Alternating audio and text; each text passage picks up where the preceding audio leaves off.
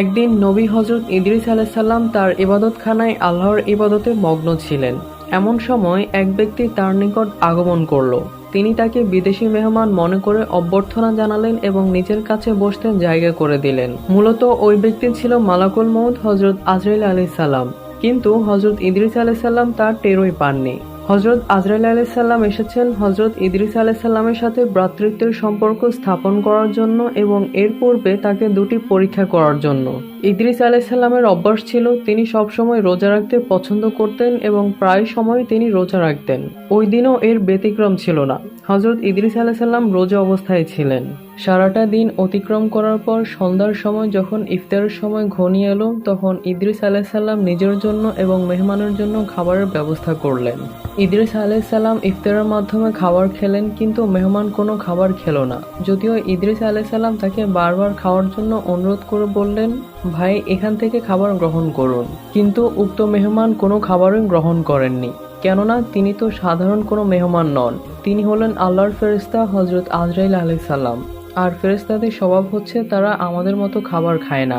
ইদ্রিস আলাইহিস সালাম যেহেতু তাকে চিনতে পারেনি, তাই তিনি বারবার তাকে খাওয়ার জন্য অনুরোধ করতে লাগলেন। রাত্রিবেলা হজরত ইদ্রিস আলাইহিস সালাম ঘুমানোর পূর্বে তাকে আবারও বললেন, ভাই আপনি এবার খাবার গ্রহণ করুন, না হয় আপনার শরীর খারাপ করবে। কিন্তু ওই মেহমান কোনো খাবারই খায়নি। সে আল্লাহ তাআলার ইবাদতে সারা রাত কাটিয়ে দিয়েছে। পরের দিন সকালবেলা ইদ্রিস আলাইহিস সালাম তাকে আবারও খাওয়ার জন্য ডাক দিলেন, কিন্তু মেহমান এবারও খাবার গ্রহণ করেননি। হজরত ইদ্রিস আলাইহিস সালাম মেহমানকে বললেন, ভাই চলুন আমরা একটু আল্লাহর জমিটা ভ্রমণ করার জন্য বের হই এবং মহান আল্লাহ তাআলার নিয়ামতগুলো দেখে তার শুকরিয়া আদায় করি। ইদ্রিস আলাইহিস সালাম মেহমানকে নিয়ে বের হলেন। তারপর তারা দুইজন হাঁটতে হাঁটতে বহু দূরে চলে গেলেন। হঠাৎ তাদের সামনে প্রকাশিত হলো একটি বাগান। ওই বাগানটি ছিল সম্পূর্ণ ফলমূলে ভর্তি। উক্ত মেহমান তখন বললেন, ওহে আল্লাহর নবী, চলুন আমরা ওই বাগানে ভ্রমণ করি, সেখান থেকে কিছু ফল আহরণ করি, অতঃপর তা দুজন মিলে একসাথে খাই। ইদ্রিস আলাইহিস সালাম মেহমানের কথা শুনে খুবই রাগান্বিত হলেন এবং বললেন, আপনি তো এক আশ্চর্য ধরনের মানুষ। আপনার কি জানা নেই মানুষের সম্পদ অনুমতি ছাড়া ভক্ষণ করা আল্লাহ তাআলা সম্পূর্ণরূপে হারাম করেছেন? হজরত ইদ্রিস আলাইহিস সালামের কথা শুনে ওই মেহমান কোনো প্রতিবাদ করলেন না। তিনি চুপ রইলেন, কেননা তিনি যে আল্লাহর নূরের ফেরেশতা হজরত আজরাইল আলাইহিস সালাম, তিনি তো তাকে পরীক্ষা করছেন মানুষের সম্পদের প্রতি ইদ্রিস আলাইহিস সালামের কোনো লোভ আছে কিনা। এরপর তারা দুজনে আবার হাঁটতে শুরু করলেন। হাঁটতে হাঁটতে তারা এবার একটি মাঠে গিয়ে উপস্থিত হলেন। ওই মাঠের মধ্যে ছিল হাজার হাজার ছাগল। ছাগলগুলো দেখে উক্ত মেহমান নবী ইদ্রিস আলাইহিস সালামকে লক্ষ্য করে বললেন, ওহে আল্লাহর নবী, আমরা এই পাল থেকে একটি ছাগল ধরে এনে দুজনে একসাথে জবাই করে তার গোশত খাই। নবী ইদ্রিস আলাইহিস সালাম এবারও রাগান্বিত হয়ে বললেন, আপনি তো এক আশ্চর্য ধরনের মানুষ। হালাল খাদ্য আপনার ভালো লাগে না, আর মানুষের হারাম সম্পদ আপনার কাছে খুবই ভালো লাগে। আপনার কি জানা নেই যে মানুষের সম্পদ না জেনে ভক্ষণ করা মহান আল্লাহ তাআলা হারাম করেছেন? হজরত ইদ্রিস আলাইহিস সালামের কথায় তিনি কোনো প্রতিবাদ করলেন না। এভাবেই তারা সারাদিন হাঁটলেন। আল্লাহর নাজ নিয়ামত দেখে সন্ধ্যার সময় বাসায় ফিরে আসলেন। এভাবেই উক্ত মেহমান নবী ইদ্রিস আলাইহিস সালামের বাসায় 3 দিন অতিবাহিত করলেন। কিন্তু এই 3 দিনের মধ্যে উক্ত মেহমান কোনো খাবারই গ্রহণ করেননি এবং তিনি বিন্দুমাত্র সময়ের জন্য ঘুমাননি। নবী ইদ্রিস আলাইহিস সালাম উক্ত মেহমানকে লক্ষ্য করে বললেন, ওহে আগন্তুক, আল্লাহর শপথ করে আমি বলছি, আপনি মেহেরবানি করে আপনার পরিচয়টুকু দান করুন। কেননা কোনো সাধারণ মানুষ 3 দিন পর্যন্ত না খেয়ে এবং 3 দিন পর্যন্ত না ঘুমিয়ে থাকতে পারে না। আপনি মেহেরবানি করে আপনার পরিচয় আমাকে দিন। উত্তরে মেহমান বললেন, ওহে আল্লাহর নবী ইদ্রিস, আসলে আমি কোনো সাধারণ মানুষ নই, আমি মালাকুল মউত হজরত আজরাইল। হজরত ইদ্রিস আলাইহিস সালাম এটা শুনে স্তব্ধ হয়ে গেলেন। তার শরীর থরথর করে কাঁপতে শুরু করলো। তিনি বললেন, মনে হয় আজ আমার জীবন শেষ। অতঃপর হজরত ইদ্রিস আলাইহিস সালাম আজরাইলকে বললেন, আপনি কি আমার রূহ কবজ করার জন্য এখানে এসেছেন? তখন হজরত আজরাইল আলাইহিস সালাম বললেন, ওহে আল্লাহর নবী হজরত ইদ্রিস আলাইহিস সালাম, না, আমি আপনার রূহ কবজ করার জন্য এখানে আসিনি, বরং আমি আপনার সাথে ভ্রাতৃত্বের বন্ধন স্থাপন করার জন্য আপনার কাছে এসেছি। হজরত ইদ্রিস আলাইহিস সালাম জিজ্ঞেস করলেন, আপনি কেন আমার সাথে ভ্রাতৃত্বের বন্ধন স্থাপন করতে চান? মালাকুল মউত হজরত ইদ্রিস আলাইহিস সালামকে বললেন, আমি আকাশ থেকে খেয়াল করেছি ইবাদত বন্দেগীর প্রতি আপনার একাগ্রতা এবং আল্লাহর ইবাদত বন্দেগী দেখে আমার খুবই ভালো লেগেছে। আর এজন্যই আল্লাহ রাব্বুল আলামিনের নিকট আমি বারবার ফরিয়াদ জানিয়েছি, আল্লাহ যেন আমাকে সুযোগ করে দেন যেন আমি আপনার সাথে ভ্রাতৃত্বের সম্পর্ক স্থাপন করতে পারি। বারবার ফরিয়াদ করতে করতে অবশেষে মহান আল্লাহ তাআলা আমার ফরিয়াদ কবুল করেছেন এবং আমাকে আপনার নিকট আসার জন্য অনুমতি প্রদান করেছেন। হযরত ইদ্রিস আলাইহিস সালাম বললেন, ওহে মালাকুল মউত আজরাইল, আপনি আমার সাথে ভ্রাতৃত্বের সম্পর্ক স্থাপন করতে চান, কিন্তু আমার কিছু শর্ত রয়েছে। আপনি যদি আমার সেই শর্তগুলো পূরণ করেন তাহলে আমি আপনার সাথে ভ্রাতৃত্বের সম্পর্ক স্থাপন করব এবং আপনাকে আমার ভাই হিসেবে কবুল করে নিব। তখন হযরত আজরাইল আলাইহিস সালাম বললেন, আপনার কি শর্ত তা আপনি আমাকে বলতে পারেন, আমি আপনার সকল শর্ত পূরণ করতে রাজি আছি। হযরত ইদ্রিস আলাইহিস সালাম বললেন, আমার শর্ত হলো আপনি আমার রূহ কবজ করবেন। আমার রূহ কবজ করলে আমি বুঝতে পারবো যে মৃত্যুর যন্ত্রণা কত কষ্টের, আর এটা স্মরণ করে আমি আল্লাহর ইবাদত আরো বেশি পরিমাণে করতে পারবো। আজরাইল আলাইহিস সালাম বললেন, ওহে আল্লাহর নবী, রূহ কবজ করার দায়িত্ব যদিও আমার, কিন্তু আমি আল্লাহর হুকুম ব্যতীত কারো রূহ কবজ করতে পারি না, আর এখন আপনার মৃত্যুর সময় হয়নি। হযরত ইদ্রিস আলাইহিস সালাম বললেন, আপনি আল্লাহর নিকট ফরিয়াদ জানান, আল্লাহ যেন আপনাকে এই হুকুম দান করেন। হযরত আজরাইল আলাইহিস সালাম তখন আল্লাহর কাছে ফরিয়াদ জানালেন, হে আল্লাহ, আপনার নবী মৃত্যুর যন্ত্রণা সহ্য করতে চায়, আপনি তাকে এই অনুমতি দান করুন।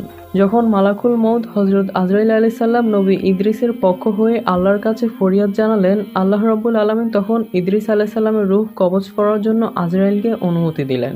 হযরত আজরাইল আলাইহিস সালাম তখন ইদ্রিস আলাইহিস সালামকে বললেন, হে আল্লাহর নবী, আল্লাহ আমাকে অনুমতি প্রদান করেছেন যেন আমি আপনার রূহ কবজ করি। ইদ্রিস আলাইহিস সালাম এই কথা শুনে খুব খুশি হলেন। তিনি বললেন, ভাই, আপনি আপনার কাজ শুরু করুন। এরপর হযরত আজরাইল আলাইহিস সালাম ইদ্রিস আলাইহিস সালামের রূহ কবজ করার জন্য পরিপূর্ণ প্রস্তুতি নিয়ে তাকে জমিনে শুইয়ে দিলেন। জমিনে শুইয়ে দিয়ে তিনি ইদ্রিস আলাইহিস সালামের রূহ কবজ করে নিলেন। হযরত আজরাইল আলাইহিস সালাম খেয়াল রাখলেন যেন ইদ্রিস আলাইহিস সালামের কোনো কষ্ট না হয়, এজন্য তিনি আস্তে আস্তে তার রূহ বের করে নিলেন। রূহ বের করা সম্পন্ন হয়ে গেলে আল্লাহ রাব্বুল আলামিনের হুকুমে পুনরায় তার শরীরে রূহ ফিরিয়ে দিলেন। অতঃপর হযরত ইদ্রিস আলাইহিস সালাম আবার পুনরায় জীবিত হলেন। জীবিত হওয়ার পর আজরাইল আলাইহিস সালাম তাকে প্রশ্ন করলেন, ভাই ইদ্রিস, মৃত্যুর যন্ত্রণা আপনার কেমন অনুভব হচ্ছে? ইদ্রিস আলাইহিস সালাম বললেন, হে মালাকুল মউত, আপনি শুনে রাখুন, আমার নিকট মনে হয়েছে একটি ছাগলের চামড়া যদি তার শরীর থেকে আলাদা করা হয় তাহলে যে পরিমাণ কষ্ট অনুভব হবে আমার কাছে তার চাইতে 1000 গুণ বেশি পরিমাণ কষ্ট মনে হয়েছে। মালাকুল মউত হযরত আজরাইল আলাইহিস সালাম তখন বললেন, হে আল্লাহর নবী ইদ্রিস, আপনি শুনে রাখুন, পৃথিবীর শুরু থেকে আজ পর্যন্ত আমি যত মানুষের রূহ কবজ করেছি তার মধ্যে সবচাইতে আপনার রূহ কবজ করার সময় আমি ইহসানের প্রতি লক্ষ্য রেখেছি যাতে আপনার কোনো কষ্ট না হয়, কিন্তু এরপরও যেহেতু আপনার অনেক কষ্ট হয়েছে এজন্য আমি আপনার নিকট ক্ষমা প্রার্থী, মেহেরবানি করে আপনি আমাকে ক্ষমা দৃষ্টিতে দেখবেন। হযরত ইদ্রিস আলাইহিস সালাম বললেন, হে মালাকুল মউত আজরাইল, আপনি যেহেতু আমাকে ইচ্ছা করে কষ্ট দেননি এজন্য আপনাকে ক্ষমা চাইতে হবে না। যখন ইদ্রিস আলাইহিস সালামের রূহ কবজ করা পরিপূর্ণ হলো এবং তিনি রূহ ফিরে পেলেন তখন ইদ্রিস আলাইহিস সালাম মালাকুল মউতকে বললেন, ভাই আজরাইল, আমার উদ্দেশ্য ছিল আমার রূহ কবজ করার মাধ্যমে আমি মৃত্যুর যন্ত্রণা অনুভব করতে পারবো এবং এর মাধ্যমে মহান আল্লাহ তাআলার ইবাদতের প্রতি আরো বেশি মগ্ন হব। রূহ কবজ করার যন্ত্রণা আমি এখন অনুভব করতে পারছি। আপনার নিকট আমার আরেকটি অনুরোধ হলো, আপনি মহান আল্লাহ তাআলার কাছে ফরিয়াদ করবেন যেন মহান আল্লাহ তাআলা আমাকে জাহান্নাম দেখার ব্যবস্থা করে দেন। জাহান্নামকে নিজ চোখে দেখে আমি যেন মহান আল্লাহর ইবাদত আরো বেশি করতে পারি। মালাকুল মউত হযরত আজরাইল আলাইহিস সালাম যখন মহান আল্লাহ তাআলার কাছে অনুরোধ জানালেন তখন আল্লাহ তাকে অনুমতি প্রদান করলেন যেন তিনি ইদ্রিস আলাইহিস সালামকে নিয়ে স্বচক্ষে জাহান্নাম দেখাতে পারেন। মালাকুল মউত হযরত আজরাইল আলাইহিস সালাম বললেন, হে আল্লাহর নবী, আপনি আমার সাথে চলুন। আল্লাহ রাব্বুল আলামিন অনুমতি প্রদান করেছেন যেন আপনাকে জাহান্নাম দেখিয়ে আনি। এরপর হযরত আজরাইল ইদ্রিস আলাইহিস সালামকে নিয়ে রওনা করলেন। দুজন যেতে যেতে অবশেষে তারা জাহান্নামের নিকট উপস্থিত হলেন। জাহান্নাম ও জাহান্নামের ভয়াবহতা দেখে এবং শাস্তি দেখে হযরত ইদ্রিস আলাইহিস সালাম একটি বড় চিৎকার দিয়ে তিনি ভয়ে বেহুশ হয়ে গেলেন। হযরত ইদ্রিস আলাইহিস সালাম জাহান্নাম দেখার পর তিনি দু চোখের পানি ছেড়ে দিলেন এবং কাঁদতে শুরু করলেন। জাহান্নামের বিভীষিকাময় শাস্তি দেখার পর ইদ্রিস আলাইহিস সালাম আজরাইলকে বললেন, ভাই, আপনি আমার মৃত্যুর যন্ত্রণা অনুভব করিয়ে দিয়েছেন, জাহান্নামের যন্ত্রণা দেখিয়েছেন, এই দুইটা দেখার পর আমার আল্লাহর ইবাদত করার প্রতি ইচ্ছা আরো বেশি বেড়ে গেল। আমি পৃথিবীতে যতদিন বেঁচে থাকবো ততদিন একনিষ্ঠভাবে মহান আল্লাহ তাআলার ইবাদত বন্দেগী করে যাব এবং আমার উম্মতদেরকে সবসময় বোঝাবো। আমি স্বচক্ষে জাহান্নাম দেখেছি এবং মৃত্যুর যন্ত্রণা অনুভব করেছি। মৃত্যুর যন্ত্রণা খুবই কঠিন এবং জাহান্নাম একটি ভয়ানক স্থান। সেখানকার শাস্তি সহ্য করার মতো ক্ষমতা কারো নেই। এরপর হযরত ইদ্রিস আলাইহিস সালাম মনে মনে একটি পরিকল্পনা করলেন, যে পরিকল্পনা এবং কৌশলের কথা তিনি আজরাইলকে বুঝতে দেননি। তিনি আজরাইল আলাইহিস সালামের হাত ধরে তাকে বললেন, হে মালাকুল মউত আজরাইল, আপনার নিকট আমার আরেকটি অনুরোধ রয়েছে। ভ্রাতৃত্বের বন্ধনের কারণে আপনি আমার এই অনুরোধ ফেলবেন না। হযরত আজরাইল বললেন, আপনার আবার কিসের অনুরোধ? আপনি মেহেরবানি করে আল্লাহর কাছে আমার জন্য আরেকটি ফরিয়াদ করুন, যেন মহান আল্লাহ তাআলা আমাকে স্বচক্ষে জান্নাত দেখার ব্যবস্থা করে দেন। বারবার যখন ইদ্রিস আলাইহিস সালাম আজরাইলকে অনুরোধ করলেন, তখন আজরাইল মহান আল্লাহ তাআলার কাছে ফরিয়াদ জানালেন, হে আল্লাহ, আপনার নবী জান্নাতকে স্বচক্ষে দেখতে চায়। মালাকুল মউত হযরত আজরাইল আলাইহিস সালাম যখন মহান আল্লাহ তাআলার কাছে অনুরোধ করলেন, তখন আল্লাহ তাআলা ইদ্রিস আলাইহিস সালামকে জান্নাত দেখার অনুমতি প্রদান করলেন। ইদ্রিস আলাইহিস সালাম আল্লাহর থেকে অনুমতি পেয়ে শুকরিয়া আদায় করলেন এবং সিজদা করলেন। তারপর মালাকুল মউত হযরত আজরাইল ইদ্রিস আলাইহিস সালামকে সাথে নিয়ে রওনা করলেন। দুজনে যেতে যেতে জান্নাতের দ্বারপ্রান্তে গিয়ে উপস্থিত হলেন। আজরাইলের সাথে জান্নাতে যেতে যেতে ইদ্রিস আলাইহিস সালাম একটি পরিকল্পনা করলেন। সেই পরিকল্পনাটি তিনি আজরাইলকে বুঝতে দিলেন না। পরিকল্পনাটি ছিল এমন যে একবার যদি তিনি জান্নাতে প্রবেশ করতে পারেন তাহলে যে কোনো মূল্যে তিনি জান্নাতেই থেকে যাবেন। কেননা আল্লাহ রাব্বুল আলামিন ওয়াদা করেছেন যে একবার জান্নাতে যাবে সে আর কখনোই জান্নাত থেকে ফিরে আসবে না। এটা আল্লাহর ওয়াদা। হযরত ইদ্রিস আলাইহিস সালাম মনে মনে ওয়াদা করলেন, যেহেতু আমার মৃত্যুর স্বাদ গ্রহণ করার পর্ব শেষ হয়ে গিয়েছে, এখন যে কোনো মূল্যে যদি আল্লাহর জান্নাতে একবার ঢুকতে পারি আমি তাহলে জান্নাতেই থেকে যাব, আর কখনো জান্নাত থেকে বের হব না। কেননা মহান আল্লাহ তাআলা বলেছিলেন জান্নাতে যে একবার যাবে সে চিরস্থায়ীভাবে সেখানেই থেকে যাবে। তিনি মনে মনে এসব পরিকল্পনা করছিলেন, কিন্তু আজরাইল আলাইহিস সালাম তার মনের কোনো কিছুই বুঝতে পারেননি। মহান আল্লাহ তাআলা ইদ্রিস আলাইহিস সালামের মনের কথাগুলো শুনে হাসছিলেন। কেননা মহান আল্লাহ তাআলা ইদ্রিস আলাইহিস সালামের তাকদিরে ঠিক এরকম কিছুই লিখে রেখেছিলেন যে জিন্দা অবস্থায় মওতের পূর্বে আল্লাহ রাব্বুল আলামিন তাকে জান্নাত দেখাবেন এবং জান্নাতের মধ্যে চিরস্থায়ী করে দেবেন। হযরত আজরাইল আলাইহিস সালাম যখন ইদ্রিস আলাইহিস সালামকে নিয়ে জান্নাতের দরজায় উপস্থিত হলেন, ঠিক ওই মুহূর্তে আজরাইল আলাইহিস সালাম ইদ্রিস আলাইহিস সালামকে বললেন, হে আল্লাহর নবী, এই যে জান্নাত, আপনি জান্নাতে প্রবেশ করুন, কিন্তু শর্ত হচ্ছে আপনার পায়ে যে জুতা রয়েছে সে জুতা আপনি জান্নাতের বাইরে রেখে যান। অতঃপর জান্নাতের যত নাজ নেয়ামত রয়েছে সব নাজ নেয়ামত উপভোগ করে আপনি আমার কাছে আবার ফিরে আসবেন। আমি আপনার জন্য বাইরে অপেক্ষা করছি। যখন দুনিয়ায় ফিরে যাওয়ার সময় হবে ঠিক ওই মুহূর্তে আপনাকে ডাক দিলে আপনি আমার নিকট চলে আসবেন। আপনাকে নিয়ে আমি পুনরায় আল্লাহর জমিনে চলে যাব। আজরাইল ইদ্রিস আলাইহিস সালামের মনের কথা জানতেন না। সে কল্পনাও করতে পারেনি ইদ্রিস আলাইহিস সালাম মনে মনে কি চিন্তা করছিলেন। ইদ্রিস আলাইহিস সালাম তার জুতা বাইরে রাখলেন এবং আল্লাহর জান্নাতে প্রবেশ করলেন। আল্লাহর জান্নাতের যত নাজ নেয়ামত, যত সৌন্দর্যতা, যত আরামায়েশ সবকিছুই ইদ্রিস আলাইহিস সালাম এক এক করে উপভোগ করতে লাগলেন। তিনি জান্নাতের নাজ নেয়ামত যতই দেখছেন ততই তার চোখ শীতল হয়ে যাচ্ছে। তিনি জান্নাতের নাজ নেয়ামত দেখছেন আর কিছুক্ষণ পর পর আলহামদুলিল্লাহ বলে আল্লাহর শুকরিয়া আদায় করছেন। অতঃপর সিজদায় অবনত হচ্ছেন। তিনি যতই জান্নাত দেখছেন ততই তিনি জান্নাতের প্রতি আকৃষ্ট হয়ে যাচ্ছেন। দীর্ঘ সময় পর আজরাইল আলাইহিস সালাম তাকে বাইরে থেকে জোরে একটি ডাক দিলেন, ওহে আল্লাহর নবী ইদ্রিস, আপনি চলে আসুন। আমাদের দুনিয়ায় ফিরে যাওয়ার সময় হয়ে গিয়েছে। এখন আমরা দুনিয়ার দিকে রওনা করব এবং আপনাকে দুনিয়াতে রেখে আমি আমার কর্মের দিকে ব্যস্ত হব। কেননা মহান আল্লাহ তাআলা আমার উপর বিশাল একটি দায়িত্বের বোঝা অর্পণ করেছেন। ইদ্রিস আলাইহিস সালাম আজরাইল আলাইহিস সালামের ডাক শোনা মাত্রই তিনি জান্নাত থেকে বেরিয়ে আসলেন। তিনি আস্তে আস্তে জান্নাতের বাইরে আসলেন। বাইরে এসে জুতার পায়ে দিয়ে তিনি আবার দৌড়ে জান্নাতের ভিতরে ঢুকে গেলেন। আজরাইল আলাইহিস সালাম এই কাজ দেখে ইদ্রিস আলাইহিস সালামকে বলে উঠলেন, আপনি কেন আবার জান্নাতের ভিতরে ঢুকলেন? আমাদের তো এখন দুনিয়ায় ফিরে যেতে হবে। ইদ্রিস আলাইহিস সালাম বললেন, আপনার সাথে আমার শর্ত ছিল আমি যেন জান্নাত থেকে আবার ফিরে আসি এবং জুতা যেন বাইরে রেখে যাই। আমি ওয়াদা মতো আমার জুতাগুলোকে বাইরে রেখে গিয়েছি এবং জান্নাতে ঘুরে দেখে আবার বাইরে বের হয়ে এসেছি। তো আপনার সাথে যে ওয়াদা করেছিলাম সেই ওয়াদা তো আমি পূর্ণ করেছি। হয়তো আপনি একটা কথা ভুলে গিয়েছেন। মহান আল্লাহ তাআলা ওয়াদা করেছেন মৃত্যুর পর জাহান্নাম দেখার পরে যে ব্যক্তি জান্নাতে প্রবেশ করবে সে চিরস্থায়ীভাবে জান্নাতে থেকে যাবে আর কখনো সে জান্নাত থেকে বের হবে না। আপনি আমার রূহ কবজ করেছেন, অর্থাৎ আমার মৃত্যু সম্পূর্ণ হয়ে গিয়েছে। জাহান্নাম দেখেছি, অতঃপর জান্নাতে ঢুকেছি। জান্নাতের নাজ নিয়ামত দেখে পুনরায় ফিরে এসে আপনার ওয়াদা রক্ষা করেছি। অতএব এবার আপনি ফিরে যেতে পারেন। আমি জান্নাত থেকে আর বের হচ্ছি না। ইদ্রিস আলাইসাল্লাম যখন বের হতে অস্বীকৃতি জানালেন, তখন আজরাইল আলাইসাল্লাম জোরাজুরি করতে লাগলেন। ইদ্রিস আলাইসাল্লামও নাচর বান্দা, তিনি বের হয়ে আসবেন না বলে জেদ করেছেন। আজরাইল আলাইসাল্লাম তখন আল্লাহ রব্বুল আলামিনের কাছে বললেন, হে আল্লাহ, আপনি আমাকে অনুমতি দিয়েছেন বিদায় আমি ইদ্রিস আলাইসাল্লামকে দুনিয়া থেকে জান্নাতে নিয়ে এসেছি। এখন তার জান্নাত ঘোরা শেষ হয়েছে, কিন্তু এখন তিনি পৃথিবীতে ফিরে যেতে চাচ্ছেন না। হে মহান আল্লাহ রব্বুল আলামিন, আমি এখন কি করব? আপনি একটা ফয়সালা করুন। আল্লাহ রব্বুল আলামিন তখন বললেন, হে মালাকুল মাউত, তুমি তোমার কাজে চলে যাও। আমি আমার নবী ইদ্রিসের ভাগ্যে ঠিক এরকম কিছুই লিখে রেখেছিলাম। সে জান্নাতে এভাবে আসবে, অতঃপর জান্নাতেই থেকে যাবে। এই মুহূর্তে তুমি তোমার কাজে ফিরে যাও আর আমার নবী ইদ্রিসকে জান্নাতের নাজ নিয়ামত উপভোগ করতে দাও। মহান আল্লাহ তাআলার হিকমত যখন আজরাইল আলাইসাল্লাম বুঝতে পারলেন, তখন আজরাইল আলাইসাল্লাম হাসতে হাসতে ইদ্রিস আলাইসাল্লামকে সালাম দিয়ে সেখান থেকে চলে গেলেন।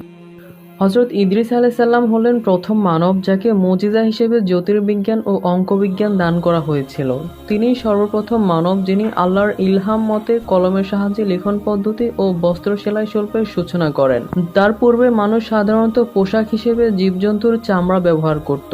ওজন ও পরিমাপের পদ্ধতি তিনি সর্বপ্রথম আবিষ্কার করেন এবং লোহা দ্বারা অস্ত্রশস্ত্র তৈরির পদ্ধতি আবিষ্কার ও তার ব্যবহার তার আমল থেকেই শুরু হয়েছে।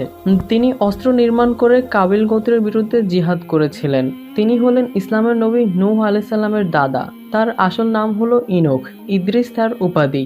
কিংবা আরবি ভাষায় তার নাম ইদ্রিস আর হিব্রু ও সুরিয়ানি ভাষায় তার নাম হলো ইনোখ। তার জীবন সম্পর্কে যতটুকু জানা যায় তা হলো বাইবেল অনুসারে ছোট বয়সে তিনি দ্বিতীয় নবী শীষের ছাত্র ছিলেন।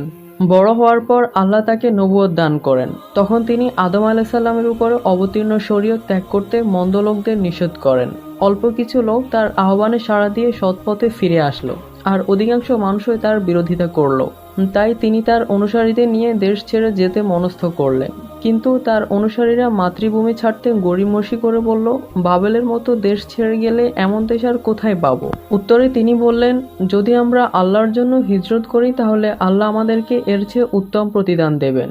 তিনি নিজের অনুসারীদেরকে দেশ ছেড়ে রওনা হলেন এবং একসময় মিশরে এসে পৌঁছালেন। এই জায়গা দেখে তারা আল্লাহর কাছে কৃতজ্ঞতা প্রকাশ করলেন এবং এখানেই বসবাস করতে লাগলেন। তিনি সৎ কাজের আদেশ এবং অসৎ কাজের নিষেধে ব্রতী হন। কথিত আছে তার যুগে ৭২টি ভাষা ছিল এবং এর সবকটি ভাষায় তিনি পারতেন। পবিত্র কোরআনে শুধু ২ জায়গাতে ইদ্রিস আলাইসাল্লামের কথা উল্লেখ করা হয়েছে, সূরা মারিয়ামে ও সূরা আম্বিয়াতে। বুখারী ও মুসলিম শরীফের মেরাজের হাদিসে নবী ইদ্রিস আলাইসাল্লাম সম্পর্কে শুধু এতটুকুই বলা হয়েছে যে তিনি একজন নবী ছিলেন এবং মেরাজের রাতে মুহাম্মদ সাল্লাল্লাহু আলাইহি ওয়াসাল্লামের সাথে চতুর্থ আসমানে তার সাক্ষাৎ হয়েছিল। ইদ্রিস আলাইসাল্লামের বয়স সম্পর্কে মতভেদ রয়েছে। বাইবেলের বর্ণনা অনুযায়ী ইদ্রিস আলাইসাল্লাম ৩৬৫ বছর জীবিত থাকেন। তিনি মৃত্যুবরণ করেননি, বরং আল্লাহ তাকে চতুর্থ আসমানে তুলে নিয়েছেন। তবে বেহেশত থেকে যাওয়ার কাহিনীগুলো ইসরায়েলি বর্ণনা। উল্লেখ্য যে হযরত আব্দুল্লাহ ইবনে আব্বাস, কাব আল আহবার, সুদ্দি প্রমুখের বরাতে হযরত ইদ্রিস আলাইসাল্লামের জান্নাত দেখতে যাওয়ার উদ্দেশ্য ফেরেশতার মাধ্যমে সশরীরে আসমানে উত্থান ও চতুর্থ আসমানে মালাকুল মউত কর্তৃক তার জান কবজ করা, অতঃপর সেখানে অবস্থান করা ইত্যাদি বিষয়ে যেসব বর্ণনা তাফসিরের কিতাবসমূহে দেখতে পাওয়া যায় তার সবই ভিত্তিহীন ইসরায়েলিয়াত মাত্র। পবিত্র কোরআনে হযরত ইদ্রিস আলাইসাল্লাম সম্পর্কে সূরা মারিয়ামের ৫৬, ৫৭ এবং সূরা আম্বিয়ার ৮৫ নং আয়াতে বর্ণিত হয়েছে। ইমাম কুরতুবী বলেন, ইদ্রিস আলাইসাল্লামের নাম আখনুখ ছিল এবং তিনি হযরত নূহ আলাইসাল্লামের পরদাদা ছিলেন বলে বংশ বিশারদগণ যে কথা বলেছেন তা ধারণা মাত্র। এমনইভাবে অন্যান্য নবীদের যে দীর্ঘ বংশ দ্বারা সাধারণত বর্ণনা করা হয়ে থাকে সেসবের কোনো সঠিক ভিত্তি নেই। এসবের প্রকৃত ইলম কেবলমাত্র আল্লাহর নিকট রয়েছে। ইদ্রিস আলাইসাল্লামকে ৩০টি সহিফা প্রদান করা হয়েছিল বলে হযরত আবু যর গিফারি রাদিয়াল্লাহু তাআলা আনহু থেকে ইবনে হিব্বানে যে বর্ণনা এসেছে তার সনদ জয়ীফ। কুরতুবী বলেন, তিনি যে নূহের পূর্বেকার নবী ছিলেন না তার বড় প্রমাণ হলো এই যে মিরাজে যখন রাসূলুল্লাহ সাল্লাল্লাহু আলাইহি ওয়াসাল্লামের সাথে প্রথম আসমানে আদম আলাইহিসসালামের সাক্ষাৎ হয় তখন তিনি রাসূলকে অভ্যর্থনা জানিয়ে বললেন, মারহাবান বিল ইবনি সলিহ ওয়ান নাবিয়্যুস সলিহ, নেককার সন্তান ও নেককার নবীর জন্য সাদর সম্ভাষণ। অতঃপর চতুর্থ আসমানে হযরত ইদ্রিস আলাইহিস সালামের সাক্ষাৎ হলে তিনি বললেন, মারহাবান বিল আখি সলিহি ওয়ান নাবিয়্যু সলিহ, নেককার ভাই ও নেককার নবীর জন্য সাদর সম্ভাষণ। গাজী আয়েজ বলেন, যদি ইদ্রিস আলাইহিস সালাম নূহ আলাইহিস সালামের পূর্বেকার নবী হতেন তাহলে তিনি শেষ নবী সাল্লাল্লাহু আলাইহি ওয়াসাল্লামকে নেককার ভাই না বলে নেককার সন্তান বলে সম্ভাষণ জানাতেন। যেমন আদম, নূহ ও ইব্রাহিম আলাইহিস সালাম বলেছিলেন। তিনি বলেন, নূহ ছিলেন সকল মানুষের প্রতি প্রেরিত প্রথম রাসূল, যেমন শেষ নবী ছিলেন সকল মানুষের প্রতি প্রেরিত শেষ রাসূল। আর ইদ্রিস আলাইহিস সালাম ছিলেন স্বীয় কওমের প্রতি প্রেরিত নবী, যেমন ছিলেন হুদ, সালেহ প্রমুখ নবী। উল্লেখ্য যে এখানে আদম, নূহ ও ইব্রাহিমকে পিতা হিসেবে খাস করার কারণ এই যে আদম আলাইহিস সালাম হলেন মানবজাতির আদি পিতা।